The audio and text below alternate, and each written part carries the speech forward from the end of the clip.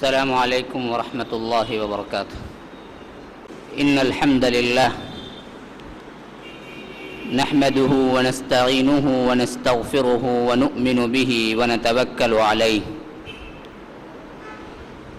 ونعوذ بالله من شرور أنفسنا ومن سيئات أعمالنا.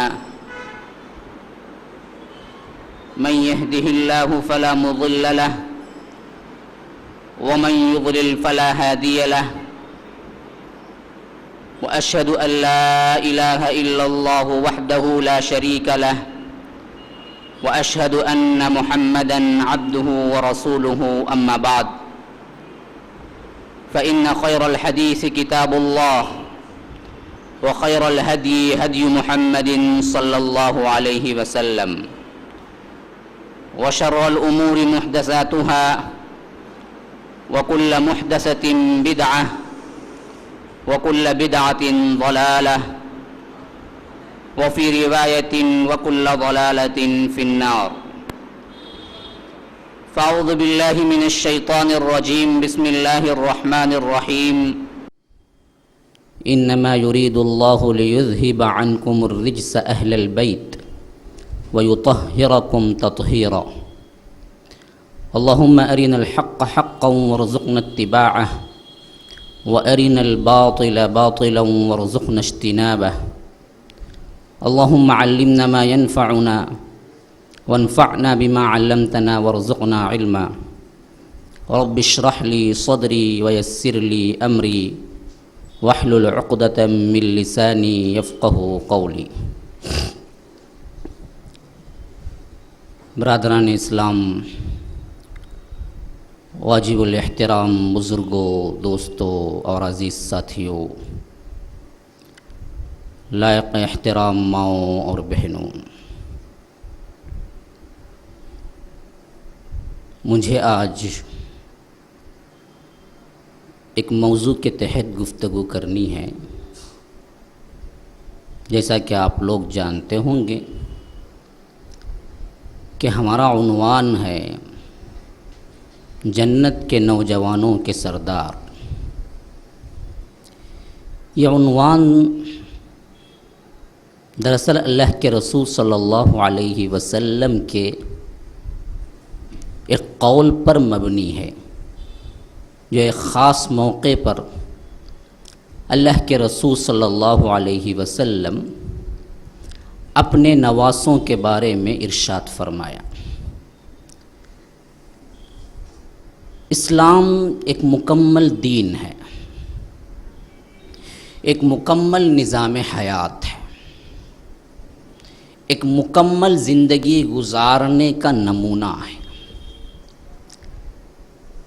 ہم مسلمانوں کی بدقسمتی یہ ہے،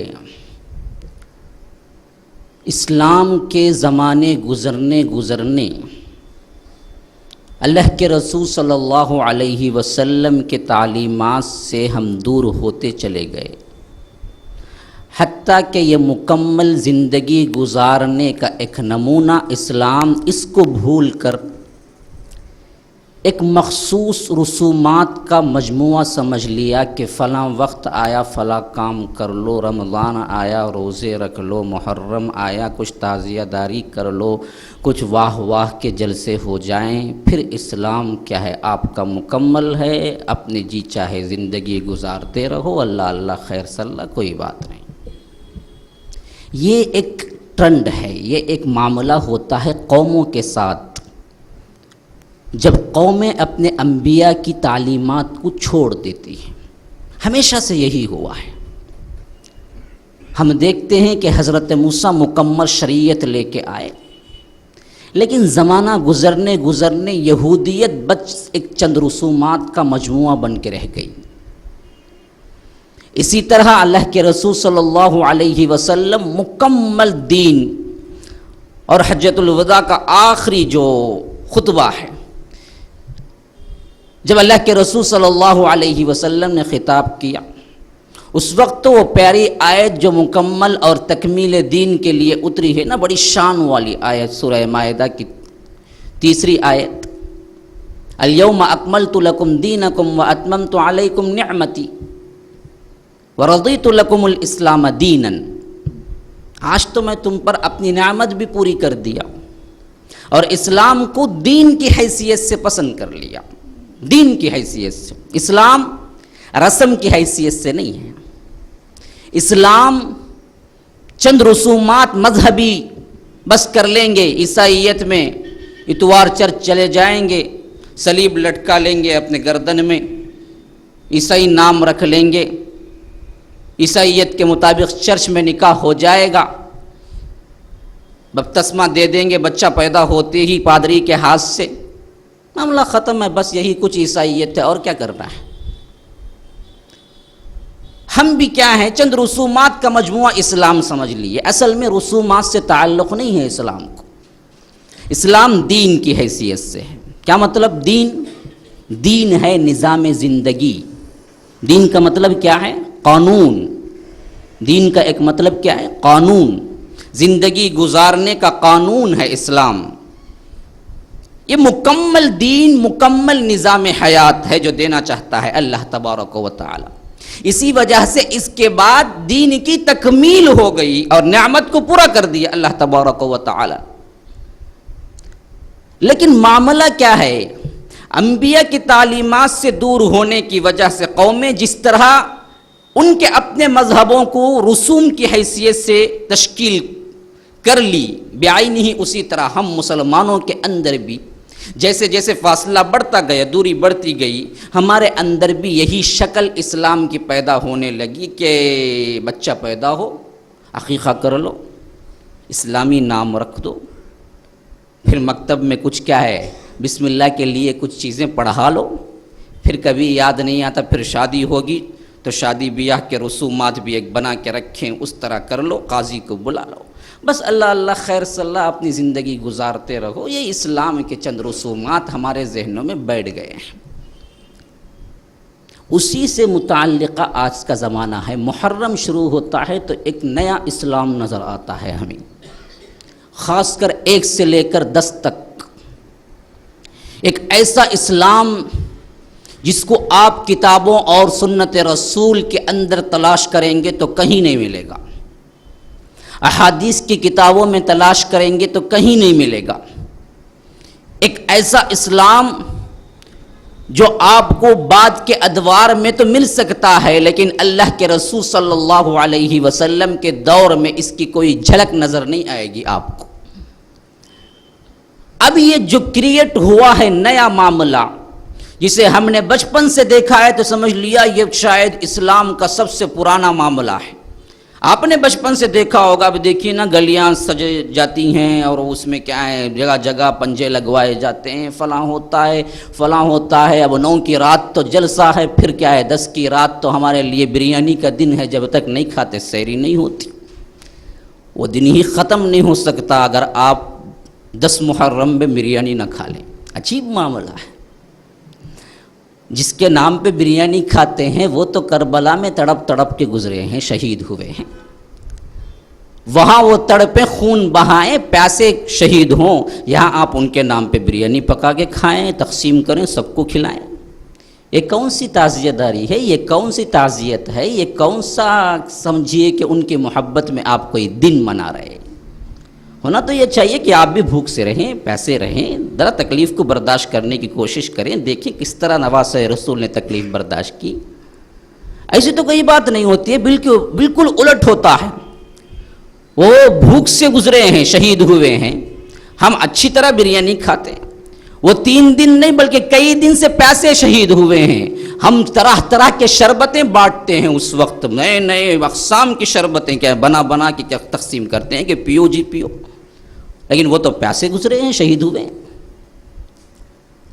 وہ تو کیا ہے، ایسی عورتیں تھیں کبھی آسمان نے بھی انہیں ننگا سر نہیں دیکھا ہوگا، ہاں چشم فلک نے کبھی انہیں ننگا سر نہیں دیکھا، اہل بیت کی عورتیں تھیں نا، کیا پردہ تھا ان کا، انہی کے نام پہ آپ نعت خوانی کے نام پہ کیا ہے پورے مردوں کے سامنے اسٹیج لگوا کے مائک لگوا کے بڑی ترنم سے گاتے پھریں عورتیں، یہ ان کے نام پہ دھبا ہے یا ان کے لیے آپ کچھ کر رہی ہیں؟ بالکل الٹا معاملہ ہو جاتا ہے۔ میں نے اسی لیے تمہید باندھی تھی کہ جب قوم اصل تعلیمات سے دور ہو جائیں تو جن کی محبت کے دعوے ہیں دراصل انہی کو نقصان پہنچانے کے کام کرتے ہیں محبت کا دعویٰ کر کے، انہی کو نقصان، اور انہی کے لیے کیا ہے ایسے الفاظ اور انہی کے ایسے کام کرتے ہیں جو اگر وہ دیکھیں تو ان کے لیے تکلیف کا باعث بن جائے۔ یہ رسومات، یہ بینڈ باجے، یہ نعتیں، یہ قوالیاں، یہ رات رات کا گانا، یہ کھانا پکانا، حلیم بنوانا، مٹھائی تقسیم کرنا، یہ کس کی خوشی میں ہو رہا ہے؟ کون سا خوشنما واقعہ رونما ہو چکا ہے؟ کون سی ایسی چیز ہے جو ہم کو خوشی حاصل ہو رہی ہے جو یہ تمام کام ہم کرتے ہیں محرم عاشورے کے نام پہ؟ ہمیں سوچنا چاہیے، اللہ کا تقوی اختیار کرنا چاہیے، ڈرنا چاہیے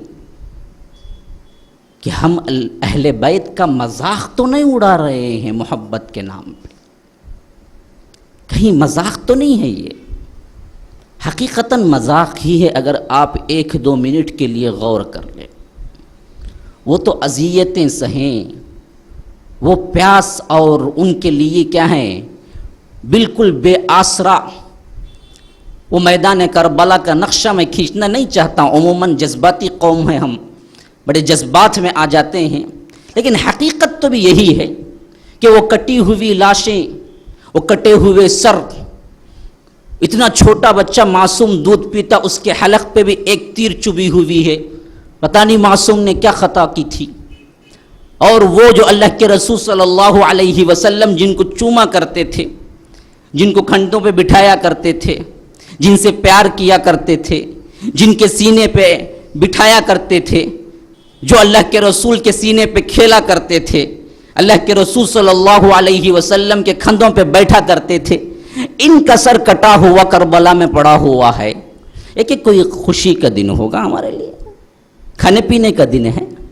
احساس سے محروم ہو چکی ہے ہماری قوم کہ اصل مسئلہ تو یہاں پر بہت کچھ سیکھنے کا ہے، عبرت کا مسئلہ ہے کہ یہاں دیکھو کہ کس طرح کے واقعات تاریخ کے اندر ہوئے ہیں اور یہ کیسے صبر آزما مرحلے اہل بیت پہ ٹوٹے ہیں، اور انہوں نے کس طرح استقامت سے اس کا مقابلہ کیا ہے، اور ہمارے لیے کیا نمونہ چھوڑ گئے ہیں، کیسے اللہ پہ توکل، کیسے اللہ تبارک و تعالی پہ بھروسہ، کیسے اللہ کی تقدیر پہ رضا۔ یہ سب سے بڑا گویا کہ آپ کو یہ کربلا کے واقعے سے حضرت حسین رضی اللہ عنہ کی شہادت سے رہتی دنیا تک قیامت تک کے لیے ایک پیغام جانا تھا۔ وہ پیغام ہے اللہ کے تقدیر، اللہ کے کام پہ کس طرح رضا حاصل کرنا، کس طرح راضی ہو جانا ہے۔ ایک حرف شکایت زبان پہ نہیں، اللہ کیا کر رہا ہے؟ تیرے محبوب رسول کا نواسا، اللہ میں نواسا ہوں، کیا میرے لیے بھی تقدیر نہیں بدل سکتی؟ ایک پورا آپ کوئی بھی اٹھا کے پڑھ لیجئے تاریخ کی کتاب یا سیرت کی کتاب جو حضرت حسین پہ لکھے گئے ہیں، ایک پڑھ لیجئے اٹھا کر، کہیں آپ کو ایک شکوے کا ایک لفظ نہیں ملے گا، ایک حرف نہیں ملے گا، ایک بھی۔ بلکہ الٹا انہوں نے ہمیشہ یہی کیا، اے اللہ تو راضی تو میں راضی ہوں۔ پیانس سے یوں حلق میں کانٹے پڑ رہے ہیں، لے کے گئے ہیں ساتھ میں ایک ساتھی کو پانی دینے، دشمن نے نہیں دیا، بڑی مشکل سے واپس پلٹے تو ایک پیالہ پانی کہیں سے نصیب ہوا، پینا چاہتے ہیں، اندر سے رونے کی آواز آتی، چھوٹا بچہ، علی اصغر، علی اکبر، یہ سب شہید ہوئے ہیں اس میں، بلایا، یوں چوما ہے، اٹھا کے پیار کیا ہے، گویا کہ آخری وقت ہے، اب تو میں لڑنے جا رہا ہوں، ابھی یوں پیار ہی کر رہے تھے، ان کو بھی پتہ نہیں تھا، بچے کو بھی پتہ نہیں تھا کیا تقدیر ہے، تقدیر غالب آ گئی، دشمن کا ایک تیر پڑا حلق میں اور بچے کے گردن سے خون کا فوارہ کے یوں اٹھایا، اچھال دیا، اے اللہ تو راضی تو میں راضی ہوں۔ یہ رضا، یہ سب سے بڑا سبق ہے۔ اللہ تبارک و تعالی نے جو کیا، جیسے کیا، کیسی بھی مصیبت آئے، اللہ تو راضی تو میں راضی ہوں، یہ صبر و توکل کا پیغام تھا جو حضرت حسین نے اپنی زندگی میں اور آخری وقت کربلا میں اہل مسلمان کو دیا تھا۔ لیکن ہم نے کیا کیا کہ اسی کو ایک ایسا رسوم اور ایسا ایک منظر بنا کے چھوڑ دیا کہ ہمیں اور دوسری قوموں کے اندر جو غم، جو افسوس کرنے کے انداز نظر آتے ہیں، ایک قدم ہم ان سے بھی آگے بڑھ گئے ہیں۔ تو یاد رکھ لیجئے، اصل معاملہ یوں نہیں ہے جو ہمارا کردار ہے، یہ سب بات کے ایجادات ہیں جو آج امت مسلمہ کو گمراہ اور بدعات کے زمرے میں لے جا کے کھڑا کرتے ہیں۔ یہ جو کچھ ہو رہا ہے 10 سے لے کر 1 تک، اس کا کوئی نمونہ قرآن و سنت میں ہمیں نہیں ملتا ہے، اور نہ یہ انداز ہے۔ ہاں واقعہ ہوا ہے، میں گفتگو کروں گا آپ کو، کہاں تک ہوا ہے، کیا کرنا ہے، یہ مسئلہ ہے۔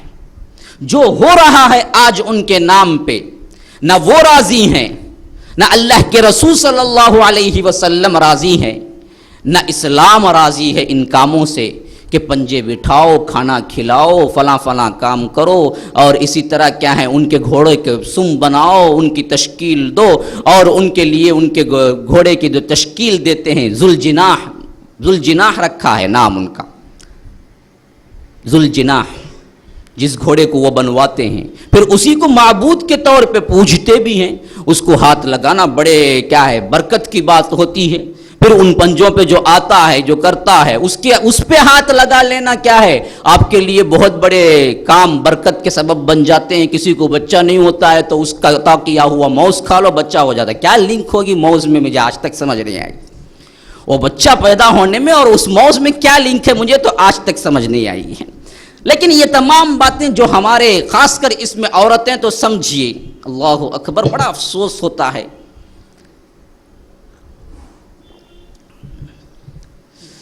کہ ان عورتوں کے ضعف اعتقاد اور کمزور اعتقاد پر، اس لیے اللہ کے رسول نے فرمایا کہ دجال کی بھی سب سے زیادہ پیروی یہی عورتیں کریں گی، مرد نہیں، مرد کے بارے میں نہیں فرمایا، کریں گے مرد بھی، لیکن سب سے زیادہ اتباع دجال کی کرنے والی عورتیں ہوں گی، 70,000 سے زیادہ۔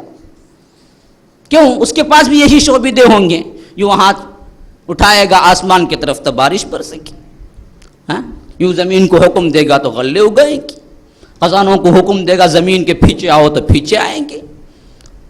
اب تو یہاں وہ سب کچھ تو نہیں ہوتا ہے، وہ تو چراغ ٹمٹماتا ایک رکھتا ہے، اس پہ اتنے مرتے ہیں عورتیں، تو وہاں وہ اگر وہ خزانے نکلوا دے تو پیچھے کیوں نہیں جائیں گی؟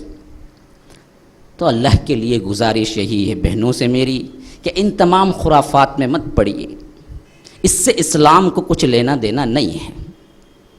اصل اللہ اور اس کے رسول کی اطاعت ہے۔ جو عنوان میں نے منتخب کیا ہے، اس طرف آتے ہیں، گفتگو رہے گی اور سوالات کے لیے بھی انشاءاللہ کیا ہے، میں سوچتا ہوں کہ اگر وقت ملے تو آپ کھل کے سوال کریں اس موضوع پر، انشاءاللہ حسب استطاعت اللہ کی مدد و توفیق سے جواب دینے کی کوشش کروں گا۔ تو جو عنوان میں نے باندھا ہے، یہ دراصل اللہ کے رسول صلی اللہ علیہ وسلم ہی کا قول ہے جو اپنے نواسوں کے بارے میں، اور میں نے اس وجہ سے یہ عنوان منتخب کیا ہے، اس زمانے میں بہت باتیں ہوتی ہیں، خاص کر حضرت حسین رضی اللہ عنہ کی شہادت کا واقعہ اس ماہ کی 10ویں تاریخ سے منسلک ہے، یہ تو حقیقت ہے۔ محرم 10 کو کربلا کے میدان میں بہت ہی قسم پرسی کی حالت میں اللہ کے رسول صلی اللہ علیہ وسلم کے سب سے محبوب ترین نواسوں میں سے ایک نواسے حضرت حسین کو شہید کیا گیا، یہ اصل واقعہ ہے۔ تو اللہ کے رسول صلی اللہ علیہ وسلم کو اپنے ان نواسوں سے کیسی محبت تھی، کیا انداز تھے محبت کے، اور یہ محبت کیا ہم میں بھی ہونی چاہیے، یا اللہ کے رسول صلی اللہ علیہ وسلم نے اپنے خاندان کی حیثیت سے محبت کی تھی، یہ کیا بات ہے؟ ان سوالوں کے میں پہلے جواب دے دیتا ہوں۔ دیکھیے اللہ کے رسول سے محبت ہے تو اللہ کے رسول کو جن جن سے محبت ہے ان سے بھی آپ کو ہونی چاہیے، یہی محبت کا تقاضا ہے۔ سب سے پہلی چیز سمجھ لیجیے، اسلام مکمل نہیں ہو سکتا اللہ کے رسول کی محبت کے بغیر، ہے نا؟ کوئی اگر یہ دعویٰ کرے اللہ کے رسول سے محبت نہیں ہے، وہ لاکھ پوری زندگی سجدے میں سر رکھ کے گزار دے، اللہ کے پاس ایک سجدہ اس کا قبول نہیں ہے، یاد رکھ لیجیے۔ رسول کی محبت ایمان ہے۔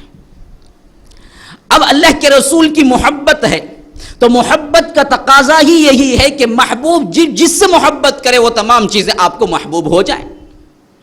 آپ نہیں کہتے بیوی کو یہ پسند ہے، وہ پسند ہے، وہ پسند ہے، ان کو پسند نہیں ہے، ان کو کوئی چیز پسند نہیں ہے، پسند کس کو ہے؟ بیوی کو ہے۔ تو آپ کو کیا ہے؟ مجھے بھی پسند ہے، میں بھی کرتا ہوں، ان کی خوشی میری خوشی ہے۔ تو محبت کا ایک لازمی تقاضا ہوتا ہے کہ جس سے محبت ہے وہ محبت کرنے والا کس کس سے محبت کر رہا ہے وہ سب محبوب بن جائیں۔ اور اللہ کے رسول صلی اللہ علیہ وسلم نے اتنی محبت کی ہے، ہمیں نظر نہیں آتا کہ کسی اور بچوں میں اللہ کے رسول صلی اللہ علیہ وسلم نے اتنی محبت کی ہے جو اپنے نواسوں سے کی ہے۔ تو معلوم ہوا ان کی محبت اپنے دلوں کے اندر رکھنا خود ایمان ہے۔ اس معاملے میں دو طرح کی باتیں سمجھ لیجئے اچھی طرح۔ ان واقعات کے بعد ہمارے اندر دو منتہی، یعنی دو اپنے اپنے نظریے میں آخری انتہا کو پہنچ جانے والے گروہ پیدا ہو گئے۔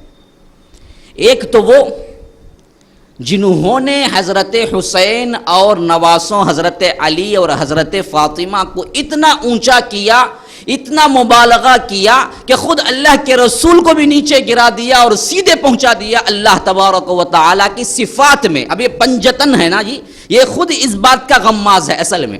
یہ دیکھیے پنجا ہے نا، پنجا پانچ ہے نا، اسی سے پنجتن ہے، پنجتن۔ اب اس میں کیا ہے؟ یہی یہ پانچ لاتے ہیں جو خدائی کے بالکل برابر برابر صفات میں شامل کر دیتے ہیں۔ ہاں، محمد صلی اللہ علیہ وسلم اور حضرت علی فاطمہ، حضرت حسن اور حسین، پانچ ہو گئے۔ یہ پانچ ہی سے وہ اب کوئی اسے چھوتا ہے تو برکتیں، اب وہ تو تگڑم کا بنا ہوا ہے، پتہ نہیں پیتل کا بنا ہوا ہے، پتہ نہیں کیا بنا ہوا ہے، سونے کا بنا ہوا ہے، تو آپ جیسے چاہیں بنا لیں، لیکن اس کے اندر کوئی پاور تو نہیں آ جاتا۔ تو اصل میں کیا ہے؟ یہ ایک مبالغہ یوں ہوا کہ ان کی محبتوں کو انتہا درجے کی اللہ تبارک و تعالیٰ کی صفات میں شامل کر کے چھوڑا اور ان سے منتیں مرادیں کرنے لگے اور انہی کو جزء ایمان بنا دیا۔ ایک دوسرا گروہ اٹھا، انہوں نے دیکھا کہ ان لوگوں نے اس کو یوں کیا، مخالفت میں یہاں تک چلے گئے کہ خود حضرت حسین پہ بھی لان تان کرنے لگے، کہنے لگے کہ ہاں جی انہوں نے بالکل غلط کیا تھا، حضرت معاویہ کے خلاف وہ کیوں نکلے؟ انہوں نے حکومت کے خلاف نکلے تھے تو یہ غداری ہے اور غدار کی سزا سے قتل ہے، اور بعین ہی یزید کے خلاف نکلنے میں وہ حق بجانب تھے، اور یزید جو قتل کیا وہ بالکل صحیح کیا، کیونکہ کیا ہے وہ غدار تھے حکومت کے، اس نے قتل کر دیا، کیا غلط کی؟ اس طرح کی باتیں کرنے والے لوگ بھی پیدا ہوئے، نعوذ باللہ ثم نعوذ باللہ۔ یزید اور حضرت حسین کا کوئی مقابلہ ہو؟ ہاں، سورج کا اور کوئی کیا ہے چراغ کا کوئی مقابلہ ہو سکتا ہے؟ یہ تو یہاں تو وہ معاملہ بھی نہیں ہے، مقابلہ ہی ہو نہیں سکتا، وہ تو خانوادہ رسول میں ہیں، ان کا کوئی مسئلہ ہی نہیں ہے، رتبے کے لحاظ سے صحابی کے درجے کو بھی نہیں پہنچتا بندہ، تو اس کا تو کوئی مقابلہ ہو ہی نہیں سکتا۔ تو یہ تو ایک مخالفانہ سوچ بیدار ہوئی بعض لوگوں کے اندر، تو انہوں نے یوں کیا کہ حضرت حسین کو مورد الزام ٹھہرانے لگے کہ انہوں نے غلط کیا تھا اور یزید نے بالکل صحیح کیا، قتل کیا۔ نعوذ باللہ، یہ معاملہ بھی نہیں ہے، وہ معاملہ بھی نہیں ہے کہ آپ رات دن بڑے بڑے تسبیح کے دانوں کو بہت بڑی تسبیح لے کے بیٹھ جائیں اور لعنت اللہ لعنت اللہ لعنت اللہ، کافر، یزید، پلید، یوں کہتے کہتے اپنی زندگی گزارتے رہیں، یہ معاملہ بھی صحیح نہیں ہے۔ بتائیے یزید سب سے بڑا ہے یا فرعون سب سے بڑا ہے خدا کے دشمن میں؟ فرعون کو کتنے مرتبہ لعنت اللہ علیہ کہتے ہیں، کتنے مرتبہ نجس پلید کہتے ہیں؟ ہاں، کبھی ایمان کی دلیل یہ قرار دیا کہ آپ فرعون کو لعنت اللہ کہیں، یزید پلید کہیں، یزید پلید کہیں؟ نہیں. پھر یہ آپ یوں کیوں کہتے کہ یزید پلید ہے، نجیس ہے، کافر ہے، فلاں ہے، فلاں ہے، فلاں ہے؟ تو نہ یہ انتہا صحیح ہے نہ وہ انتہا صحیح ہے. ان دونوں کے درمیان اصل کیا ہے؟ محبت تو ایمان ہے، ہم بھی کہتے ہیں. دیکھیے ہم اہل السنت والجماعہ، شیعت کا معاملہ نہیں، میں ان سے گفتگو نہیں کر رہا ہوں. یہاں تو ہم اہل سنت والجماعہ کا اعتقاد بیان کر رہے ہیں. اہل سنہ وہ لوگ ہیں جو ہر معاملے میں بالکل مساوی ہیں، معتدل ہیں. کسی معاملے میں یہ لوگ کیا نہیں ہیں، افراط و تفریط کا شکار نہیں ہوئے ہیں. ان کا اعتقاد کیا ہے؟ نہ حضرت حسین میں خطا ہے، نہ ان کی محبت کو ہم جائز نہیں سمجھتے، بلکہ ہم کہتے ہیں کہ ان کی محبت ایمان ہے. کیوں؟ یہ خود اللہ کے رسول صلی اللہ علیہ وسلم کے احادیث کے بنیاد پہ کہہ رہے ہیں.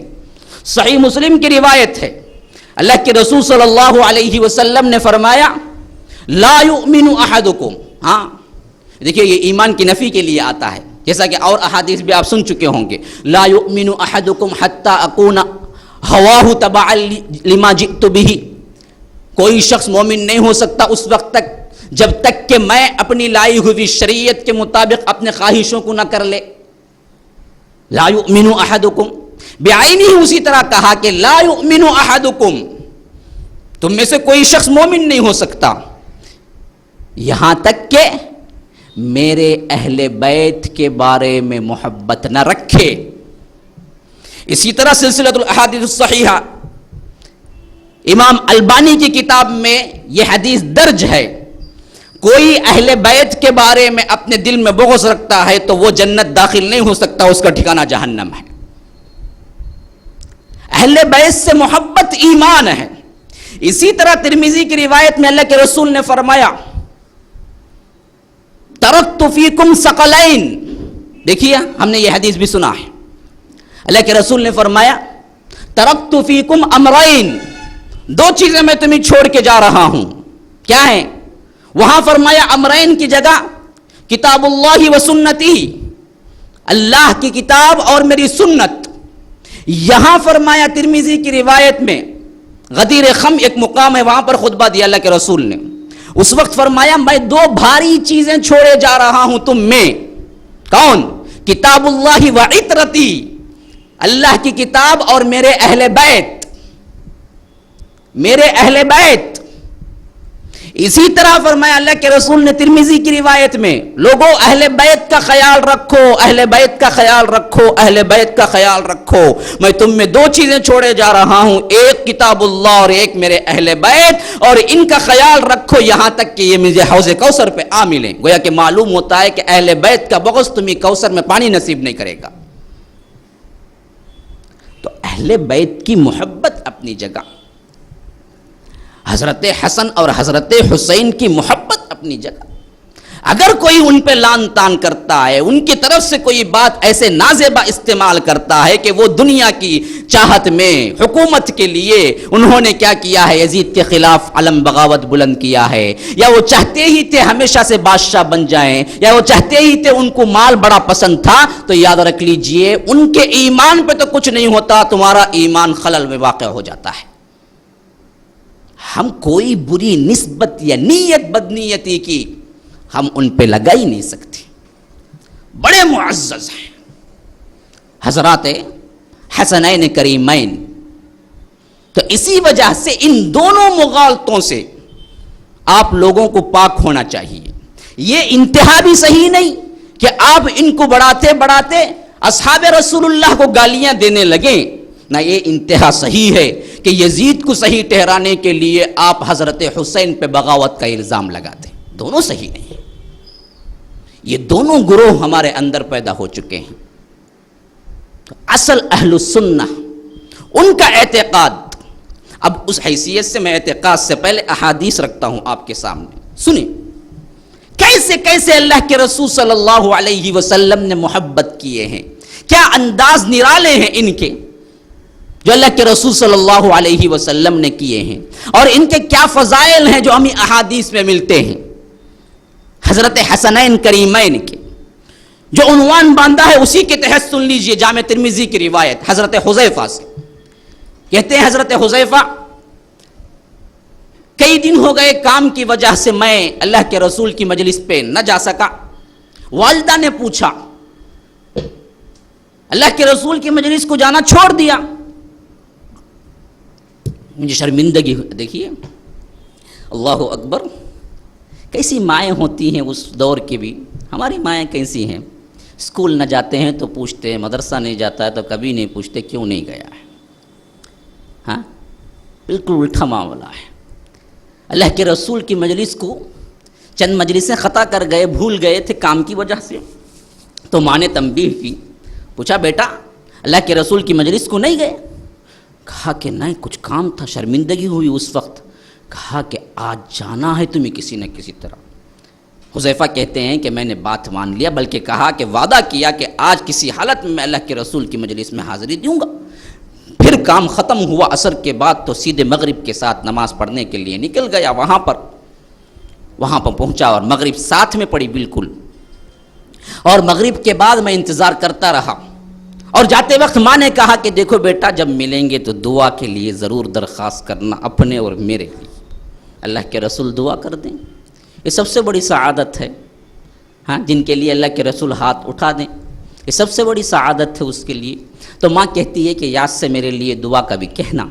اور یہ کہتے ہیں کہ میں مغرب گیا، نماز پڑھا، انتظار میں رہا، مل کے واپس نکلوں گا. اللہ کے رسول ذکر اذکار میں مشغول ہو گئے حتیٰ کہ وقت نکل گیا، یہاں تک کہ عشاء کی نماز کا وقت ہو گیا. دیکھیے ایسے عبادت کیا کرتے ہیں اللہ کے رسول. یہ واقعات سے بھی پتہ چلتا ہے کہ کیسی زندگی گزاری ہے اللہ کے رسول نے.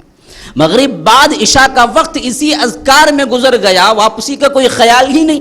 میں انتظار کرتے یہاں تک کہ عشاء بھی مکمل کر لی، پھر ذکر اذکار میں مشغول ہو گئے، یہاں تک کہ ایک رات ایک پہر کے بعد نکلے. جب اللہ کے رسول تو اندھیرا ہو چکا تھا اور میں بھی پیچھے پیچھے چلنے لگا تو اللہ کے رسول پلٹ کے پوچھا کہ کون؟ حذیفہ. کہا کہ ہاں اللہ کے رسول صلی اللہ علیہ وسلم حذیفہ ہوں. اللہ کے رسول نے کہا کہ اللہ اکبر. یہ تمام چیزیں ایسے لگتی ہیں گویا کہ اللہ تبارک و تعالی اپنے رسول سے جو چاہتا ہے جیسے چاہتا ہے کام لیتا ہے، اور جنس کو چاہتا ہے ان سے اپنے رسول کے زبان سے دعائیں نکلوا دیتا ہے. یہاں ماں کی خواہش یوں تھی کہ تم جا کے کہو اللہ کے رسول سے کہ ماں کے لیے دعا کریں. یہاں اللہ کے رسول پلٹ کے پوچھتے ہیں کہ کون؟ حذیفہ. تو کہتے ہیں اللہ کے رسول اے اللہ حذیفہ اور اس کی ماں کی مغفرت کرو، ان کے گناہوں کو معاف کر. بغیر پوچھے دعا، بات بن گئی. پھر کہتے ہیں کہ حذیفہ تمہیں پتہ ہے اب کیا ہوا اصل میں؟ حذیفہ کہتے ہیں کہ اللہ کے رسول بتائیے. کہا کہ ایک فرشتہ آج تک زمین پہ نہیں آیا ہے، کبھی زمین پہ نہیں اترا. وہ فرشتے نے دراصل مجھ سے سلام کرنے کی درخواست اللہ تبارک و تعالی سے کی تھی کہ آج میں زمین پہ جا کے اللہ کے رسول کو سلام کر کے آؤں گا. اللہ، اس نے اجازت مانگی تھی کہ میں جا کے سلام کر کے آتا ہوں. اللہ نے اجازت دے دی، ساتھ میں بشارت دے دی. کہا کہ جاؤ جا کے رسول سے سلام کر لو اور کہو کہ تمہارے جو دو نواسے ہیں یہ جنت کے نوجوانوں کے سردار ہوں گے، حسنین کریمین، حضرت حسن اور حضرت حسین رضی اللہ عنہ. تو ایک خاص فرشتہ جو کبھی زمین پہ نہیں اترا ہے، اس کو اللہ کے رسول صلی اللہ علیہ وسلم کے پاس بھیجا گیا، خاص یہ مقام بتلانے کے لیے کہ وہاں پر جنت کے جو نوجوان ہوں گے ان کے سردار آپ کی دونوں نواسے ہوں گے. اور اس کو روایت کرنے والے خود واقعتاً جو واقعے میں حاضر ہیں حضرت حذیفہ ہیں، جو جامع ترمذی کے اندر یہ روایت درج ہے. یہ ہیں وہ سیدہ شباب اہل الجنہ، جنت کے نوجوانوں کے سردار حضرت حسن اور حضرت حسین. کون؟ اتنا پیارا نسب، اللہ کی قسم، اللہ کی قسم، اللہ کی قسم، کائنات کے کسی بندے کو نہیں ملا ہے. آپ ان کا نسب دیکھیں گے، یہ خود تو جنت کے دونوں نوجوانوں کے سردار ہیں، ان کی ماں جنت کی عورتوں کی سردار ہے،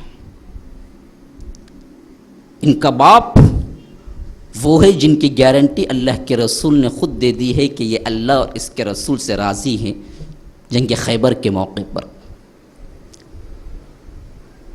ان کی نانی وہ ہیں جن کو اللہ کے رسول صلی اللہ علیہ وسلم نے خود فرما دیا کہ جبرائیل آئے ہیں اور کہا ہے کہ ان کے لیے ایک ایسا محل موتیوں والا تیار ہے جس کے اندر کوئی شور و غپ نہیں ہوگا، اور کہا کہ خیر نسائها، تمام عورتوں میں سب سے بہتر عورت یہ میری بیوی خدیجہ ہے جو حضرت حسین کے نانی ہے۔ ان کے نانا تو کون ہے؟ سید الفخر والعجم، سید الانس والجن، محمد الرسول اللہ صلی اللہ علیہ وسلم ہے، جن سے بڑھ کر کوئی اور دنیا کے اندر ہستی پیدا ہی نہیں ہوئی۔ ان کے چچا کون ہیں؟ وہی جعفر جو جعفر طیار کے نام سے جنت کے اندر اب بھی اڑ رہے ہیں، یہ تو ان کے چچا ہیں جعفر طیار۔ اور ان کی پھوپھو کون ہے؟ ام ہانی، جن کو معراج سے آ کے اللہ کے رسول صلی اللہ علیہ وسلم نے سب سے پہلے انہی کو بتلایا تھا، ام ہانی۔ اور ان کے ماموں کون ہیں؟ ابراہیم بن رسول اللہ صلی اللہ علیہ وسلم، یہ ان کے ماموں۔ اور ان کی خالائیں کون ہیں؟ حضرت زینب، حضرت رقیہ، حضرت ام کلثوم بنت رسول اللہ صلی اللہ علیہ وسلم۔ اس سے بڑا بھی کوئی کسی کا حسب و نسب ہے دنیا کے اندر؟ ذرا بتلائیے مجھے، اس سے بڑا کوئی حسب ہے، اس سے بڑا کوئی نسب ہے جو حضرت حسنین کریمین کو ملا ہے؟ باپ یہ پائے گا، ماں اتنی درجے والی، نانی اتنے درجے والی، نانا اللہ کے رسول صلی اللہ علیہ وسلم خود۔ تو یہ ہیں جن کو اللہ کے رسول صلی اللہ علیہ وسلم نے خود اپنے الفاظ میں بھی فضیلتیں دی ہیں۔ اب سنیں، حسب میں زیادہ جانا نہیں چاہتا، ورنہ کیا ہے، ان کے جس توسط سے آئے ہیں ان کا اگر بیان کرنا چاہوں تو انہی کے لیے گھنٹے لگ جائیں۔ حضرت فاطمہ، ان کی خوبیاں کیا کچھ کم ہیں جو ماں ہیں؟ اب ایسے خوبیوں والے ماں کے گود میں پرورش پایا تو کیا خوبیوں والے ہوں گے وہ؟ ہاں، اب حضرت فاطمہ جن کے گود میں پلے ہیں وہ کون ہیں؟ حضرت خدیجۃ الکبریٰ، جن کے لیے اللہ کے رسول کہہ دیے خیر نسائها اپنے دور میں، جیسا کہ فاطمہ جنت کی عورتوں کے سردار ہیں، خدیجہ اپنے دور کے تمام عورتوں میں بہتر، اور اسی طرح جس طرح مریم بنت عمران اپنے دور کے تمام عورتوں میں بہتر، نساء العالمین بعینہ، دونوں کا مرتبہ ایک ہے۔ تو ایسے خاندان کے چشم و چراغ، تو ان میں دیکھیے اللہ کے رسول صلی اللہ علیہ وسلم کی یہ آخری بیٹی فاطمہ، جنگ بدر کے بعد ان کا نکاح 2 ہجری میں ہوتا ہے، تقریباً 3 ہجری رمضان المبارک میں پہلا بیٹا ہوتا ہے ان کے گھر میں، گویا کہ اللہ کے رسول کے خاندان کا پہلا مرد بچہ ہے۔ عموماً خاندانوں میں معلوم ہوتا ہے کہ جو مرد بچہ سب سے پہلا ہوتا ہے نا، اس کی بڑی آؤ بھگت ہوتی ہے، بڑا کیا ہے، اس کو پیار ملتا ہے۔ یہ بھی گویا کہ اللہ کے رسول کے کل خاندان کا سب سے پہلا بچہ ہے، مرد بچہ۔ اب دیکھیے حضرت علی، ان کا نام حرب رکھتے ہیں۔ اللہ کے رسول کو اطلاع ملتی ہے تو اللہ کے رسول خوش آتے ہیں، پوچھتے ہیں بتاؤ میرے بچے کو بتاؤ۔ عموماً اللہ کے رسول اپنا بچہ کہتے ہیں، نواسا نہیں کہتے۔ اور جہاں کہیں بھی اللہ کے رسول صلی اللہ علیہ وسلم نے اپنا بچہ کہا ہے، اس کی توضیح بھی خود کئی مرتبہ صحابہ سے کیے ہیں، یہ میرا نواسا ہے، میری بیٹی کا بیٹا ہے، لیکن میں اسے اپنا بیٹا گویا سمجھتا ہوں۔ یہ گویا کہ ایک نانا کا سب سے زیادہ پیار والا معاملہ ہوتا ہے۔ آپ دیکھیں گے خاندانوں میں اپنے بیٹوں کو چھوڑ کے بیٹی کے بیٹے کو سینے سے لگا لیتے، وہ ایک پیار کا معاملہ ہوتا ہے۔ اور جہاں کہیں بھی ابنا کا لفظ آیا ہے رسول کے لیے تو اللہ کے رسول نے کہا کہ یہ میرے بیٹے ہیں، کون؟ حسنین کریمین. جیسا کہ مباہلے کی آیت میں آپ دیکھتے ہیں نحن ابناءنا و ابناءکم و نساءنا و نساءکم و انفسنا و انفسکم. جب 9 ہجری میں ایک مباہلہ ہوا عیسائیوں کے ساتھ تو اس میں اللہ نے آیت اتاری تم اپنے خاندان اپنے بیٹوں اپنے عورتوں کو لے کے آ جاؤ. اللہ کے رسول آپ اپنے خاندان اپنے بیٹوں اپنے عورتوں کو لے کے آ جاؤ. تو اللہ کے رسول نے بلایا کہ علی کو بلاؤ, فاطمہ کو بلاؤ, حسن کو بلاؤ, حسین کو بلاؤ. کہا کہ یہ میرے بیٹے ہیں. حالانکہ بیٹے تو نہیں تھے نا, ابنا کا لفظ آیا ہے قرآن میں, یہ تو بیٹے نہیں نواسے تھے. ان نواسوں کو بیٹا کہا اللہ کے رسول صلی اللہ علیہ وسلم. اتنی اصل میں کیا ہے, محبت ہے, محبت ہے. اتنی محبت تھی تو اللہ کے رسول نے پوچھا کہ اچھا لاؤ میرے بیٹے کو بتلاؤ. تو حضرت علی نے بتلایا, خوش ہو کے فرمایا کیا نام رکھا ہے؟ کہا کہ حرب. حرب کا مطلب ہے جنگ. اللہ کے رسول نے کہا کہ نہیں نہیں میرا بیٹا تو حسن ہے, تم کیوں جنگ رکھتے ہو اس کا نام؟ یہ حرب نہیں ہے, یہ حسن ہے. تو ان کا نام حسن پڑ گیا. پھر اگلے سال اللہ نے ایک اور بیٹا, روایتوں میں آتا ہے کہ ان کے خاندان ہی میں کسی نے خواب بھی دیکھا اس وقت کہ اللہ کے رسول کا ایک ٹکڑا جسم کا کاٹ کے ان کی گود میں ڈال دیا گیا ہے. وہ بڑی پریشان ہوئی خواب سے. کہا کہ اللہ کے رسول ایسا برا خواب دیکھی ہوں میں, عجیب معاملہ ہے. کہا کہ کیا دیکھی؟ جو اللہ کے رسول کے چچا حارث ہیں ان کی بیٹی نے خواب دیکھا. کہا کہ ایسا دیکھا ہے؟ اللہ کے رسول نے یہ تو مبارک خواب ہے کہ فاطمہ کو بیٹا ہونے والا ہے اور تم اس کو گود کھلو گی, یعنی گود میں اٹھاؤ گی. یہ معاملہ ہے. گویا کہ میرے جسم کا ٹکڑا ہے یہ حسین. تو دوسرے سال پھر پیدا ہوا ایک بیٹا. تو اطلاع دی گئی, اللہ کے رسول صلی اللہ علیہ وسلم آئے, بتلایا گیا. تو اللہ کے رسول صلی اللہ علیہ وسلم پھر پوچھا کہ حضرت علی سے نام کیا رکھا ہے؟ کہا کہ پھر وہی حرب رکھا ہے. اللہ کے رسول نے کہا کہ نہیں یہ حرب نہیں ہے, یہ تو حسین ہے.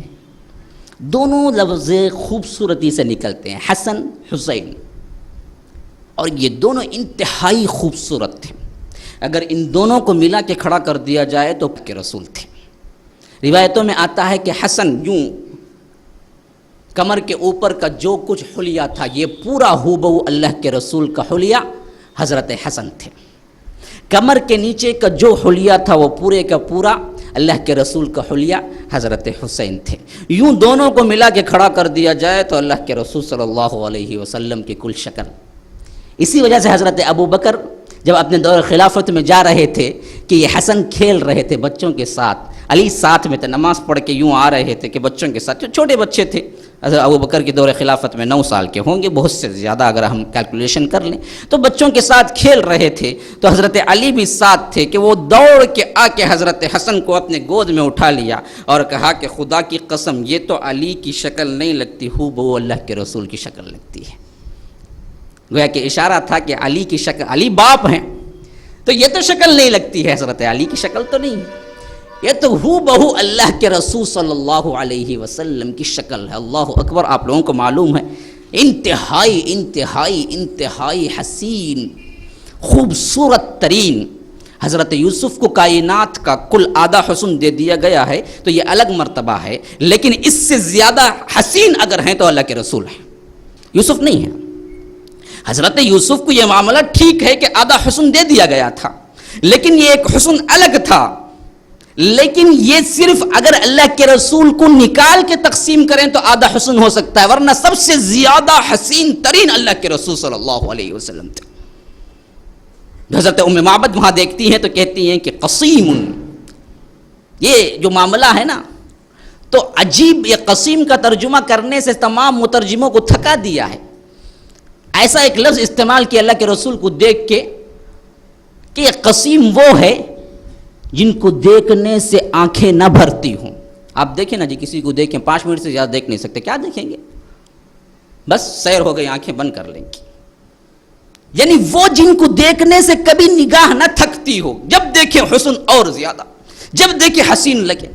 تو یہی لفظ استعمال کرتی ہیں ام معبد جب ہجرت کے موقع پہ ہم دیکھتے ہیں. تو یہاں معاملہ انتہائی حسین, اور یہی شکل و صورت تھی حضرت حسن کی. مکمل اوپر کی اور حضرت حسین کی مکمل نیچے کی، اور یہ دونوں نواسے گویا کہ اللہ کے رسول صلی اللہ علیہ وسلم کا مکمل حلیہ تھے، اور یہ دونوں نواسوں کو اللہ کے رسول صلی اللہ علیہ وسلم اپنی زندگی کے جو ایام بقیہ ہیں، اگر 4 ہجری مان لیں دونوں کی پیدائش، تو اس سے معلوم ہوتا ہے 11 تک ان لوگوں کو کسی کو 7 سال کسی کو 8 سال کا موقع ملا ہے، اور یہ دونوں صحابی رسول ہیں۔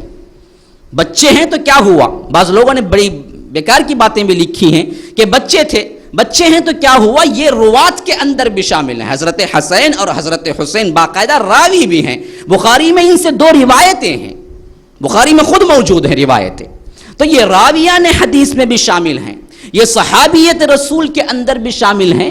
بچے تھے اللہ کے رسول صلی اللہ علیہ وسلم کے دور میں، لیکن اللہ کے رسول صلی اللہ علیہ وسلم کے سب سے محبوب ترین بچوں میں شمار ہوتے تھے، جن کے لیے اللہ کے رسول صلی اللہ علیہ وسلم نے بڑے ہی ایسے انداز سے محبت کی، صحابہ نے جان لیا کہ ان سے محبت کرنا بھی گویا اللہ کے رسول سے محبت کرنا ہے۔ حضرت ابو ہریرہ جامع ترمذی کی روایت میں ہے، کہتے ہیں کہ ایک مرتبہ میں چلا، اللہ کے رسول باہر نکل کے کہیں جا رہے تھے، دیکھا تنہا، میں بھی ساتھ ہو لیا۔ اللہ کے رسول بنو قینقاع کے بازار تک آئے اور کوئی بات چیت ہم دونوں کے درمیان نہ ہوئی، اور میں نے دیکھا کہ کیا قصد ہے جانے کا، تو چلتے چلتے اللہ کے رسول حضرت فاطمہ کے گھر پہنچ گئے، اور جیسے ہی پہنچا پوچھا کہ بچہ کہاں ہے، بچہ کہاں ہے، یعنی میرا نواسا کہاں ہے۔ اس وقت حضرت ابو ہریرہ کہتے ہیں کہ حضرت فاطمہ حسن کو بھیجنے میں کچھ دیر لگا دی، شاید میں یہ سوچ رہا ہوں کہ انہوں نے کپڑے وغیرہ پہنا کے تیار کر کے بھیجا ہوگا جس میں دیر لگا دی، تو اللہ کے رسول نے پوچھتے رہے کہ میرا بچہ کہاں ہے، جلدی سے لاؤ جلدی سے لاؤ۔ پھر جب وہ آئے تو اللہ کے رسول صلی اللہ علیہ وسلم نے یوں اٹھا کے چمٹا لیا اپنے سینے سے اور بوسہ دینے لگے۔ اللہ کے رسول صلی اللہ علیہ وسلم کے پیار کا انداز دوسرے مرتبہ دیکھ لیجئے کیسے ہے۔ کہتے ہیں اللہ کے رسول صلی اللہ علیہ وسلم ایک مرتبہ خطبہ دے رہے تھے منبر پہ صحابہ کے سامنے، حضرات حسنین ان میں سے کوئی ایک حجرہ لگا ہوا تھا، مسجد کے اندر آ گئے، ابھی چلنا نہیں آیا تھا، ابھی چلنے کی کوشش تھی 2 یا 3 سال کی، تو گرتے پڑتے چلتے اٹھتے آ رہے تھے۔ اللہ کے رسول نے یوں دیکھا اور صبر نہ ہو سکا تو خطبہ چھوڑ دیا، منبر سے نیچے اتر گئے، دوڑ کے گئے اور بچوں کو اٹھا لیا۔ پھر کہا کہ انما اموالکم و اولادکم فتنہ، اللہ نے صحیح کہا ہے کہ تمہارا مال اور تمہاری اولاد تمہارے لیے فتنہ ہے۔ یعنی ان نواسوں کو میں نے دیکھا تو دل کے اندر ایسی محبت جاگی کہ یہ گرتے پڑتے آ رہے ہیں، کہیں کوئی چوٹ نہ لگ جائے، اس وجہ سے دیکھو میں نے تمہارا خطبہ چھوڑ دیا اور تم لوگوں کو چھوڑ دیا جا کے، کیا ہے میں نے اپنے نواسوں کو اٹھا لیا۔ اسی طرح ایک مرتبہ کا واقعہ، اللہ کے رسول صلی اللہ علیہ وسلم نماز پڑھاتے ہیں، ایک سجدہ تو کر لیے، دوسرا سجدہ بڑا طویل کر دیتے ہیں۔ صحابہ سوچتے ہیں کہ کیا معاملہ ہے، ایک صحابی تو کہتے ہیں کہ میں نے کیا کیا، سجدہ چھوڑ کے اٹھ کے دیکھا، کیا واقعہ، کہیں موت وغیرہ تو واقع نہیں ہوگی، کئی خیال میرے دل کے اندر آ رہے تھے، میں اس وجہ سے کیا ہے اٹھ کے دیکھا تو دیکھا کہ ایک بچہ ہے جو ان کے پیٹھ پہ کھیل رہا ہے، تو میں پھر سجدے میں چلا گیا۔ پھر بہت دیر کے بعد اللہ کے رسول سجدے سے سر اٹھائے اور نماز مکمل کی، تو صحابہ نے پوچھا کہ اے اللہ کے رسول یہ کیا معاملہ ہے، آپ نے ایک سجدہ اتنا طویل کیا، ہم تو ہمارے دلوں کے اندر تو کئی وساوس آنے لگے کہ کیا ہو گیا ہے، وحی کا نزول شروع ہو چکا ہے، نہیں اللہ کا امر پورا ہو چکا ہے۔ تو اللہ کے رسول نے کہا کہ نہ اللہ کا امر پورا ہوا، یعنی مجھے موت آئی نہ وحی آئی، ان دونوں واقعات میں سے کوئی نہیں ہوا، میرے نواسوں میں سے ایک نواسا مجھ پہ کھیل رہا تھا اور میں نے سوچا کہ وہ جی بھر کے کھیل لے، جتنی دیر اتنی دیر میں سجدے میں رہوں۔ کیا محبت ہے، محبت کا کیا انداز ہے۔ اب ایسی محبت کے انداز کو ہم دیکھتے ہوئے کوئی کہہ سکتا ہے کہ ان کے اندر کوئی خامی تھی یا ان پہ کوئی غلط نسبت دے سکتا ہے، تو پھر اس کا ایمان باقی رہ سکتا ہے۔ تو اللہ کے رسول صلی اللہ علیہ وسلم جن کی وجہ سے اپنا سجدہ لمبا کر لیا، جن کی وجہ سے منبر سے اتر کے آ گئے، ابھی سنیے، اللہ کے رسول صلی اللہ علیہ وسلم ایک مرتبہ ایک غزوے میں تھے، طبرانی کی روایت، میں جو بھی بیان کر رہا ہوں بالکل صحیح احادیث ہیں، یہ سمجھ لیجئے۔ کہتے ہیں کہ غزوہ تھا، ساتھ میں اللہ کے رسول کا خاندان بھی تھا، تو ایسے ہوا کہ پیاس سے حسنین کریمین میں سے کوئی ایک یا دونوں رو رہے تھے۔ فاطمہ کے گھر کے قریب پہنچے، خیمے کے قریب، کہا کہ بچہ رو رہا ہے تو کیوں؟ کہا کہ پیاس سے رو رہا ہے۔ لشکر میں منادی کرائی اللہ کے رسول نے، کسی کے پاس پانی ہو تو لاؤ۔ سب نے مشکیزیں ٹٹولے، کوئی ایک قطرہ پانی نہ نکلا۔ اللہ کے رسول نے کہا کہ بچے کو مجھے دے دو۔ بچہ لیا اور اپنے سینے سے چمٹائے، سہلانے کی کوشش کی، لیکن بچہ مان نہیں رہتا۔ بچہ ہوتا ہے، اس کو تو پانی چاہیے۔ جب دیکھا کہ خاموش ہونے میں نہیں آ رہے ہیں حضرت حسن، تو اللہ کے رسول نے اپنی زبان ان کی زبان میں ڈال دی۔ روایتوں میں آتا ہے کہ اللہ کے رسول کی زبان کو وہ چوسنے لگے تو تھوڑی دیر میں خاموشی اختیار کر لی، سکون ہو گیا۔ تو بچہ اور ٹین پھر حضرت فاطمہ کے ہاتھ میں دیا، پھر حسین کو لے لیا جو رو رہے تھے، پھر ان کی زبان میں، ان کے منہ میں اپنی زبان کو اسی طرح ڈالا، اور ان کے جیسے ہی ڈالتے ہی حضرت حسین بھی کیا ہے خاموش ہو گئے۔ پھر اس کے بعد کیا ہے ریٹرن دیتی۔ اور اللہ کے رسول صلی اللہ علیہ وسلم پیار کرتے تو ان کے اونٹوں پہ پیار کرتے تھے، یہ کھیلتے تو اللہ کے رسول صلی اللہ علیہ وسلم کے سینے پہ کھیلتے تھے۔ حضرت حسنین کریمین ایک مرتبہ مسجد نبوی سے نکلے تو اللہ کے رسول نے کھندے پہ بٹھا رکھا تھا۔ صحابی گزرنے لگے تو کہا کہ واہ کیا سواری ہے۔ پوچھا سواری کون سی سواری؟ رسول پہ سوار ہو کے جا رہے۔ اللہ کے رسول نے پوچھا کہ سواری ہے تو سوار بھی دیکھو کون ہے، شہزادہ ہے، یہ سوار ہو کے جا رہا ہے تو اس میں کیا خطا ہے؟ تو یہ محبت کے انداز تھے اللہ کے رسول صلی اللہ علیہ وسلم کے نواسوں کے، اور اللہ تبارک و تعالی نے انہیں یہ فضائل دیے تھے کہ رسول صلی اللہ علیہ وسلم ان سے بے انتہا محبت کیا کرتے تھے۔ اب یہ تو انداز ہیں، اقوال دیکھیے۔ حضرت ابو ہریرہ ہی کی روایت ہے، کہتے ہیں اللہ کے رسول جب حسن کو لے کے چمٹایا، کہا کہ اے اللہ میں اس سے محبت رکھتا ہوں، تو بھی اس سے محبت رکھ، اور جو اس سے محبت رکھے اس سے آپ بھی محبت رکھ۔ یہ دعا 5-6 واقعات میں یہی دعا منقول ہے کہ اے اللہ میں محبت رکھتا ہوں ان سے، تو بھی ان سے محبت رکھ، جو حضرات حسنین کریمین سے محبت رکھے ان سے محبت رکھ۔ یہ دعا ہمیشہ کیا کرتے تھے اپنے نواسوں کو دیکھ کے اللہ کے رسول صلی اللہ علیہ وسلم۔ یہ ہیں، یہ رتبے ہیں، یہ فضائل ہیں حضرت حسین اور حضرت حسین رضی اللہ عنہ کی۔ اب آئیے ہوا کیا، مختصراً اس میں بتا دیتا ہوں کیونکہ کیا ہے سوالات کو بھی وقت چاہیے۔ اللہ کے رسول کی وفات کے وقت کوئی 7 کا کوئی 8 کا تھا۔ حضرت ابو بکر کے دور خلافت میں بھی بچے تھے، حضرت عمر کے دور خلافت میں نوجوانی کے منزل پہ قدم رکھ رہے تھے، حضرت عثمان کے دور خلافت میں یہ دراصل پورے جوان تھے، اور یہ وہ موقع تھا جب مسلمانوں کے اندر انتشار پھیل چکا تھا۔ سب سے پہلا فتنہ یہی کہ حضرت عثمان کو پیاسا رکھ کر انہی کے گھر میں شہید کر دیا گیا تھا 18 ذی الحج، اس پر 6 ہجری یہ واقعہ ہوا۔ پھر اسی کے اس میں مسلمانوں کے اندر 2 گروہ ہو گئے خلافت علی کے سلسلے میں رضی اللہ عنہ، تو ہم دیکھتے ہیں کہ 40 ہجری میں حضرت علی کو بھی شہید کر دیا گیا۔ اب پھر آگے بڑھیے،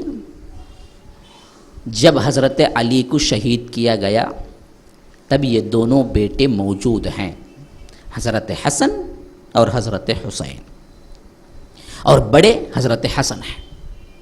لوگوں نے پوچھا حضرت علی سے اسی وقت، کیا ہم آپ کے بعد کسی کو خلیفہ بنا لیں؟ آپ کیا حکم دیتے ہیں؟ کیا ہم حسن کو خلیفہ نہ بنا لیں؟ کیونکہ زخمی حالت میں تھے، وہ ابن ملجم کا وار کیا ہے حضرت علی پہ پڑا تھا، زخم لگنے کے بعد بھی 3 دن رہے ہیں، 17 رمضان کو وار لگا، تو حضرت علی یہ بات کہہ گئے کہ میں اللہ کے رسول کی طرح ہی تمہیں چھوڑ کے جا رہا ہوں، میں کسی بات کی وصیت نہیں کرتا، چاہو تو کرو چاہو تو چھوڑ دو کسی کو۔ تو بعد میں پھر امت متفق ہوئی، تو اسی اثنا کے اندر یہاں کے حضرت علی رضی اللہ عنہ کے حامی بھی حضرت حسن کو خلیفہ بنائے۔ جب حضرت حسن رضی اللہ عنہ خلیفہ بنے ہیں 40 میں، تو دیکھا کہ مسلمانوں کے اندر بہت سے اور فتنے نمودار ہو سکتے ہیں اور ہو رہے ہیں۔ جو مخالف تھے پارٹی، وہ تھے حضرت معاویہ، ان کو خط لکھا کہ دیکھو اگر میں خلافت آپ کو دے دوں تو یہ معاملہ حل ہو سکتا ہے، تو میں کچھ شروط کے ساتھ آپ کو خلافت واپس دے دیتا ہوں۔ حضرت معاویہ نے کہا کہ بلینک پیپر دیا تھا، گویا کہ ہم کہہ لیں کہ بلینک چیک تھا کہ وہ دے کے بھیج دیا سائن ڈال کے حضرت معاویہ نے، آپ جو چاہیں اس میں لکھ لیں، قبول ہے مجھے۔ تو حضرت حسن نے بہت سے شرائط اس میں لکھے، پھر اس کے بعد ایک مجمع اکٹھا کیا تمام مسلمانوں کا، حضرت معاویہ اور حضرت حسن آئے، کہا کہ حضرت حسن اگر حضرت امیر معاویہ خلافت کے زیادہ حقدار ہیں تو یہ ان کو واخل ہو گئی، اگر ان کے مقابلے میں مجھے خلافت زیادہ مستحق میں ہوں تو میں اپنی پوری خوشی کے ساتھ حضرت معاویہ کو دے دیتا ہوں، آج میں اعلان کرتا ہوں۔ صلح ہو گئی 40 میں، اور یہ واقعہ یوں ہی رونما نہیں ہوا ہے، یہ خود اللہ کے رسول صلی اللہ علیہ وسلم کے پیشن گوئی کے بنیاد پہ ہوا ہے۔ کیوں؟ اللہ کے رسول صلی اللہ علیہ وسلم ایک مرتبہ مجلس میں بیٹھے ہوئے تھے کہ یہی حسن بچے تھے، مجلس کے اندر آئے تو اللہ کے رسول صلی اللہ علیہ وسلم یوں اٹھا کے چمٹا لیا اور سر پہ ہاتھ پھیرتے ہوئے کہا کہ ھذا سید، یہ میرا بیٹا سید ہے، یہ میرا بیٹا سید ہے، اور دیکھو یہ 2 مسلمانوں کے بڑے گروہوں کے درمیان صلح کرا کے چھوڑے گا۔ تو اس سے معلوم ہوا حضرت علی اور حضرت معاویہ دونوں مسلمانوں میں شمار ہو رہے ہیں، دونوں پائے کے صحابی ہیں، کسی کے خلاف زبان کھولنے کی ہمیں اجازت نہیں ہے۔ وہ بڑوں کے معاملات تھے، یوں سمجھیے کہ آپ کے خاندان میں بڑے کچھ لڑ لیتے ہیں، بڑوں کے اندر کچھ ناچاقی پیدا ہو جاتی ہے، لیکن بچوں کو یہ کوئی اختیار نہیں دیتا کہ آپ اٹھ کے تنقید کریں۔ بعینی ہی اسی طرح وہاں بڑوں کا معاملہ تھا، دونوں میں انبن ہوئی، لیکن دونوں صحابیت کے مرتبے پہ بھی آج آنے والا کسی بندے کو کوئی اختیار نہیں ہے کہ وہ تحقیق کے نام پہ یا کتاب لکھنے کے نام پہ یا کوئی اور نام پہ ان لوگوں پہ لان تان کرے یا کسی کو صحیح ٹھہرائے یا کسی کو غلط ٹھہرائے۔ اللہ کے رسول خود کہتے ہیں 40 سال بعد پیش آنے والا واقعہ ہے، اللہ کے رسول کی وفات 11 ہجری، یہ واقعہ پیش آ رہا ہے 40 ہجری میں، تقریباً فاصلہ 30 سال کا ہے۔ اللہ کے رسول اس بچے کی طرف اشارہ کر دیے جو بعد میں صلح کرنے والا ہے، اللہ کے رسول نے کہا کہ یہ میرا بیٹا سید ہے، سردار ہے، اور یہ 2 مسلمانوں کو جو لڑ رہے ہوں گے، جو مسلمان گروہوں کے اندر جو ناچاقی پیدا ہو چکی ہوگی، ان میں صلح کرا کے چھوڑے گا۔ اس سے معلوم ہوا کوئی ایسا جو حضرت معاویہ پہ لان تان کرے کہ انہوں نے حضرت علی کے خلاف تلوار اٹھائی تھی تو اپنے ایمان خطرے میں ڈالتا ہے۔ کیوں؟ یہ دونوں برحق تھے، اجتہاد تھا ان کا، اللہ تبارک و تعالی ان پہ فیصلہ کرنے والا ہے۔ آپ کو کوئی حق نہیں پہنچتا کہ آپ کسی کو صحیح کہیں کسی کو غلط کہیں۔ معاویہ کچھ کم ہیں، یاد رکھ لیجئے آج کے دور کے اندر یہ 1 سے لے کر 10 تک کتنی گالیاں معاویہ پہ دی جاتی ہیں، نعوذ باللہ ثم نعوذ باللہ، ہم پناہ مانگتے ہیں۔ یہ تو وہ صحابی ہیں جن کو اللہ کے رسول نے کاتب وحی کی حیثیت سے رکھا ہوا تھا، بہت بڑا مرتبہ ہے۔ زید بن ثابت جانتے ہیں کاتب وحی، وہی مرتبہ تھا حضرت معاویہ کا۔ اسلام قبول کرنے کے بعد حضرت معاویہ اللہ کے رسول کے کاتب وحی ہیں۔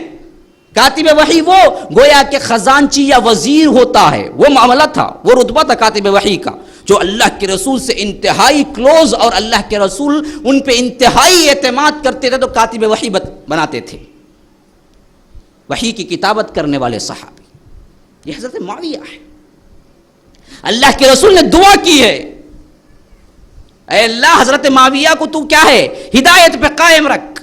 ہدایت کی دعا اللہ کے رسول صلی اللہ علیہ وسلم کریں، اور آپ کہیں کہ یہ کیا ہے، بعد میں اپنے دنیا کے لیے حضرت علی پہ تلوار اٹھائے تھے۔ خدا کی قسم ہم جیسا معاملہ وہ جھگڑا تھا ہی نہیں جیسا ہم سمجھنا چاہتے ہیں۔ یہ تو وہاں اجتہادی معاملہ تھا، اور دونوں دین کی خیر خواہی کے لیے کر رہے تھے، کسی کا اپنا ذاتی منافعت تھی ہی نہیں۔ اگر حضرت معاویہ کوئی کام غلط کر رہے تھے تو یہ کبھی نہیں ہو سکتا کہ حضرت علی جیسی شخصیت کے بیٹے حضرت حسن اپنی زندگی میں انہیں چھوڑ کے دے دیتے۔ اگر اسلام میں وہ غلط تھا تو یہ کیسے ہو سکتا ہے کہ حیدر کرار، جن کی شجاعت، جن کی بہادری یہ پورے عالم اسلام میں پھیلی ہوئی ہو، اور ان کا بیٹا حضرت معاویہ سے ڈر کے خلافت اٹھا کے حضرت معاویہ کو دے دے کہ لو جی مجھے ڈر لگتا ہے آپ کی سلطنت سے؟ ایسا کہیں ہو سکتا؟ تو معلوم ہوا خود حضرت حسن صحیح سمجھتے تھے کہ حضرت معاویہ برحق ہے، دے دی خلافت۔ اب کون ہے جو آج 1400 سال بعد آ کے کہے کہ انہوں نے غلط کیا؟ تو یاد رکھ لیجئے اس پہ زبان کھولنے کا اختیار کسی کو نہیں ہے، کسی صحابی پہ لان تان کرنے کا اختیار کسی کو نہیں ہے۔ اللہ کے رسول نے صاف کہہ دیا تھا، لا تسبوا اصحابی، میرے صحابہ کو گالی مت دو۔ یاد رکھو میرا ایک صحابی، بدھ کہتے ہیں یوں، یہ دو ہاتھ میں جوڑتے ہیں نا، کتنا آتا ہے اس کو کہتے ہیں مد۔ اگر تم میں کا کوئی احد پہاڑ اتنا سونا چاندی اٹھا کے خرچہ کرے اللہ کی راہ میں دے، اور میرا صحابی ایک مد اللہ کی راہ میں دے، تو وہ مد اس پہاڑ کے مقابلے میں کیا ہو جائے گا؟ کم تر ہو جائے گا، یہ بڑھ جائے گا یہ مد۔ یہ ہے صحابی، صحابیت کا یہ مرتبہ ہے۔ تو کسی کو صحیح ثابت کرنے کے لیے کسی پہ لان تان کرنا یہ شیعوں کا وتیرہ ہے، اہل السنت والجماعہ کا نہیں۔ ہم تمام صحابہ کو برحق مانتے ہیں، تمام صحابہ کو ہم کیا ہیں انتہائی احترام کی نگاہ سے دیکھتے ہیں۔ تو حضرت حسن کے اس معاملے کے بعد 40 ہجری میں حضرت معاویہ نے خلافت کی ہے پورے 20 سال، 40 سے لے کر 60 ہجری تک پوری متفق ہو کے امت سب کے سب خلافت کی، اس معاملے میں کوئی دو رائے نہیں۔ اور سب سے بہترین خلافت کی ہے حضرت معاویہ نے، سب سے بہترین خلافت کے 20 سال حکومت کی ہے پوری سلطنت اسلامیہ پر، کہیں کوئی اختلاف نہیں تھا۔ تو اسی اثنا میں ہم دیکھتے ہیں کہ 10 سال حضرت امیر معاویہ کی خلافت کے 50 ہجری میں ایک ایسا واقعہ ہے کہ آج تک تاریخ اس میں تحقیق میں کیا ہے دو رائے ہیں کہ حضرت حسن کی وفات کیسے ہوئی، کیا وہ طبعی لحاظ سے موت آئی انہیں یا نہیں کوئی اور چیز واقع ہوئی۔ دیکھنے میں تو کیا ہے موت واقع ہوئی، لیکن اصل حقیقت جو بہت سے مؤرخین بیان کرتے ہیں وہ یہ کہ انہی میں کا کوئی دشمن جو اندر رہ رہا تھا، خاندان کے اندر رہ رہا تھا، انہی میں کا کوئی ایک فرد تھا جو حضرت حسن کو کسی کھانے میں زہر ملا کے دے دیا تھا، اور اسی زہر کے اثر سے حضرت حسن کی وفات ہوئی۔ تو گویا یہ کہنا چاہیے کہ حضرت حسن بھی شہید ہوئے۔ یہ واقعہ ہوا 50 ہجری میں، 40 میں ہوا یہ واقعہ، پھر 50 ہجری میں یوں ہوا۔ تو اب یہ حسنین کریمین کے یہ دو جوڑے، یعنی دو لوگ جو کیا ہیں انتہائی کیا ہے، اللہ کے رسول نے کہا کہ یہ میرے زندگی میں پھول کی مانند ہیں، تو ان میں سے ایک پھول 50 ہجری میں زہر کے اثر سے شہید ہوا ہے۔ اب تنہا حسین رہ گئے تھے۔ تو آگے چلیے، پھر 10 سال گزرے ہیں پورے۔ 60 ہجری میں حضرت امیر معاویہ وفات ہوئی، تو انہوں نے اپنے بیٹے یزید کو خلیفہ بنا دیا۔ امت کا ایک اجتماعی طبقہ، مجموعی طبقہ اس کو مان چکا تھا یزید خلیفے کو، لیکن بہت سے جو اپنے دلوں کے اندر نہ مانا تھا، ان میں اظہار کے طور پہ جو کچھ کیے وہ حضرت حسین، حضرت عبداللہ بن عباس، حضرت عبداللہ بن زبیر، حضرت عبداللہ بن عمر. یہ چار ہیں جو امت کے مشہور افراد تھے اور جنہوں نے علل اعلان کہا تھا کہ ہمیں وقت دیجئے، ہم یزید پہ بیعت کرنا نہیں چاہتے. یہ چار ہیں، 3 عبادلہ، ایک حسین. عبداللہ بن عباس، عبداللہ بن عمر، عبداللہ بن زبیر اور حسین رضی اللہ عنہ. ابھی ان میں کیوں یہ واقعہ پیش آیا کربلا کا، یہ کیسے ہوا؟ تو جب یہ تخت سلطنت پہ بیٹھا ہے تو اس وقت حضرت حسین مدینے میں تھے. مدینے میں حکم آیا کہ بیعت کر لو، تو حضرت حسین نے کہا کہ وقت دو. پھر اس کے بعد رات مدینے سے نکلے، مکہ پہنچ گئے. مکہ پہنچے تو وہاں عبداللہ بن زبیر تھے. مشورہ کیا کہ کیا کرنا چاہیے، کہا کہ میری بھی رائے ہے کہ بیعت نہ کریں ہم یزید پہ. تو پھر معاملہ یہ ہوا کہ توقف کیے. تو یہاں سے حضرت حسین کو باقاعدہ لیٹر آنے لگے کوفے سے. یہ گویا کوفہ سب سے پہلے حضرت علی جب ان کے باپ تھے تو خلافت کی جو بنیاد رکھے وہ کوفہ ہے. پارلیمنٹ حضرت علی کے زمانے میں کوفہ تھی. تو وہاں ان کے دوست تھے، وہاں ان کو چاہنے والے تھے. تو انہوں نے لیٹر لکھ کے بلایا کہ آئیے آئیے آئیے، ہم آپ کے باپ کی خلافت آپ کو دوبارہ دینا چاہتے ہیں. تو حضرت حسین نے دیکھا کہ معاملہ یوں ہے، لوگ وہاں تیار ہیں مجھے بلانے کے لیے. تو انہوں نے سفر کے لیے نیت باندھ لی اور ساز و سامان باندھ لیا. پھر نکلنے کے لیے تیار ہو گئے. ذی الحج کے 2 یا 3 کے قریب انہوں نے کیا ہے اس کو عملی جامہ پہنایا ہے اور اعلان کے ساتھ کہا ہے کہ میں کوفہ جانا چاہتا ہوں، لوگ مجھے بلاتے ہیں، میں جا رہا ہوں. عبداللہ بن عباس نے کہا، یہ رشتہ دار بھی ہیں، کہا کہ اے حسین دیکھو، میں آپ کے سواری کے سامنے پڑ جاتا، اگر مجھے یقین ہوتا کہ مجھے روند کر بھی آپ جائیں گے، اگر یہ مجھے یقین ہوتا تو میں کیا ہے آپ کی سواری کے سامنے پڑ جاتا. لیکن معلوم ہوتا ہے کہ آپ نے عزم کر لیا ہے، آپ جانے سے نہیں روکیں گے. بڑا سمجھایا لوگوں نے کہ وہاں کے لوگ اعتبار والے نہیں ہیں. الکوفی لا یوفی، اسی سے کیا ہے یہ مقولہ ہی مشہور ہو گیا.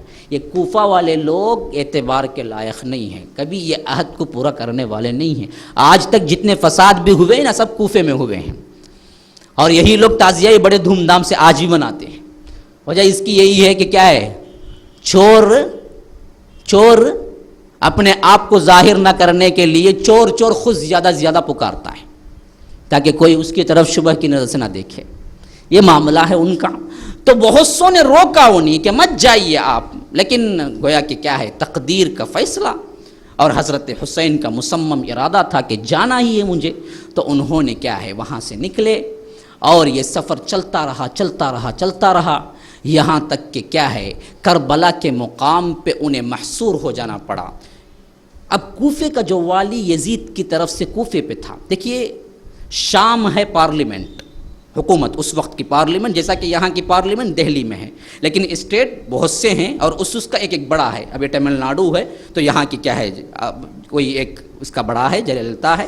تو اسی طرح سمجھ لیجئے شام ہے یہ پارلیمنٹ ہے، یہاں یزید ہے. کوفہ ایک صوبہ ہے، ایک اسٹیٹ ہے، یہاں کا گورنر تھا عبیداللہ بن زیاد. یہ ہی فساد کی اصل جڑ ہے. یزید سے زیادہ ہاتھ دراصل اس کا ہے اس معاملے میں. یزید کو تو آخری میں معلوم ہوا تھا، اصل پورا مسئلہ اسی شیطان کا ہے. اصل میں عبیداللہ بن زیاد جو یہاں کا گورنر تھا، اسی نے فوج دے کے بھیجا مقابلے کے لیے، اور 4000 فوج، شروع میں 1000 آئی تھی، پھر اس کے بعد 4000 فوج آ گئی. اور یہاں کل ملا کے 70 پر 2 افراد تھے حضرت حسین کے ساتھ، خاندان والے، بچے، عورتیں، سب ملا کے 70 پر 2، 72 افراد تھے. اب 72 افراد، بچے، عورتیں، خاندان سب ملا کے مقابلہ 4000 سے کیا مقابلہ ہو، مقابلے کا نام دیں گے اس کو، جنگ کا نام دیں گے. ایسا ہی معاملہ ہو گیا تھا کہ یہ کب آیا ہے شاید گدا ہے، کب آیا ہے شاید گدا ہے، کب آیا ہے آئے اس کے لپیٹے میں زبان کیسے کیسے دیکھے دنیا نے لوگوں انسان کیسے کیسے دیکھے دنیا نے لوگوں انسان کیسے کیسے بنے موت کے ہیں لوگ بنے موت کے ہیں لوگ مہمان کیسے کیسے دیکھے دنیا نے لوگوں انسان کیسے کیسے دیکھے دنیا نے لوگوں انسان کیسے کیسے بنے موت کے ہیں لوگ بنے موت کے ہیں لوگ مہمان کیسے کیسے دیکھے دنیا نے لوگوں انسان کیسے کیسے دیکھے دنیا نے لوگوں انسان کیسے کیسے